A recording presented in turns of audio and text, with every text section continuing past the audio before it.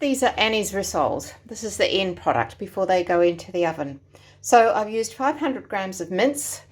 I've broken an egg into that. I've dissolved beef stock, 1 cube, in some water.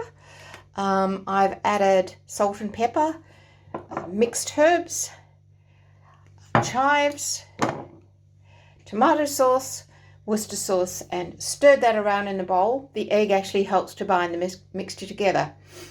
On a plate, I'll put some flour, and then I spoon out enough rissole in a dessert spoon, roll it into a ball in the flour, and pop it into here.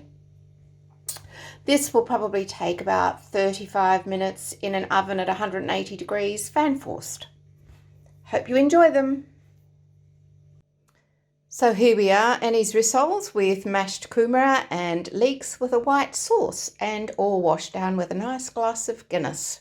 Irish, of course. Enjoy! I certainly will.